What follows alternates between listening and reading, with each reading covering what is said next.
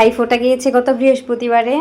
তো আমি আজকে ভিডিওটা আপলোড করতেছি। আসলে এত ব্যস্ত আর তার মধ্যে বড় ভিডিও দিলে তেমন ভিউ হতে চায় না, তাই দিতে মন চায় না। তারপরে ভাবলাম এই ভিডিওটা দিয়েই স্মৃতি হিসাবে থাকবে, আমিও মাঝে মাঝে দেখতে পারবো।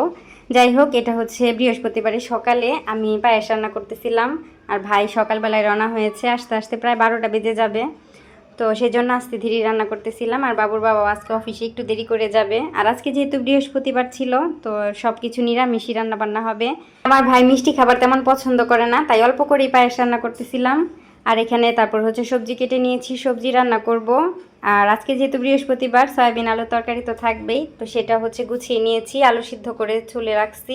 ভাই আসতে আসতে যেহেতু দুপুর হয়ে যাবে, তো সকালে নিরামিষ রান্না বান্না করে তারপর দুপুরে ভাইকে একটু মাছের ঝোল করে দিব। আজকে আর মাংস রান্না করব না। প্রথমে আগে শাক ভাজি করে নিতেছি। এটা হেন্সি শাক, আলু দিয়ে ভাজি করতেছিলাম কালো জিরা দিয়ে। আজকে তো পেঁয়াজ রসুন খাওয়া যাবে না। আর তারপর এখানে যে সয়াবিনের তরকারিটা রান্না করব। আর অফ ক্যামেরায় আমি সবজিটা রান্না করে নিয়েছি। আর তারপরে এই যে লুচি বেলে নিতেছিলাম। একা হাতে যেহেতু সবকিছু করা লাগতেছে, আর বাবু উঠে গেলে অনেক ঝামেলা করবে, সেজন্য আগে সব লুচিগুলো বেলে নিলাম। তারপরে একটা একটা করে ভাজবো। তো লুচিগুলো বেশ ফুলকো ফুলকো হইতেছিল। 2 রকম ডিজাইন করে আমি বেলেছিলাম, 3 কোনা করে আর গোল করে।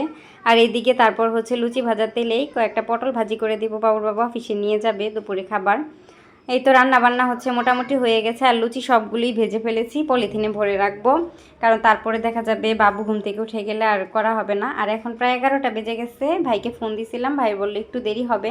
এই তো এখন প্রায় 1টা বাজে, এইমাত্র ভাই আসলো। তো ভাইও ফ্রেশ হবে আর আমি একটু রেডি হব, তাই ওর খাবারটা আগে বেড়ে নিতেছিলাম। আর মা বাড়ি থেকে যা যা লাগবে সব কিছুই দিয়ে দিয়েছে, যেমন শিশিরের জল, তারপর কলার খোল, ধান দুব্বা, এইসব আর কি। শহরে তো এইসব পাওয়া যায় না।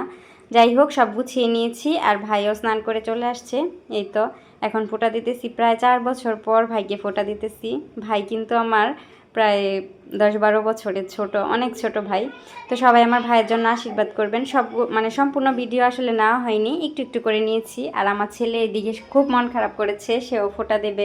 তো পাশের বাসার দিদির মেয়েকে আগেই বলে রাখছিলাম ফোঁটা দেওয়ার জন্য, কিন্তু সে ফোঁটা দেবেই না। নিয়ে আসছে দিদি, কিন্তু খাওয়াইতেছে, এই করতেছে সেই করতেছে, কিন্তু ফোঁটা দিতে চায় না। একদম জোরপূর্বক কি মনে হয় ফোঁটা দিয়ে দেওয়া হয়েছে আর কি।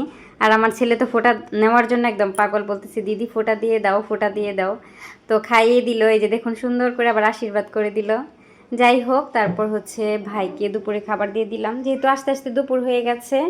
আর মিষ্টি খাবার তেমন একটা পছন্দ করে না, ওইগুলো টুকটাক একটু একটু খেয়েছিল।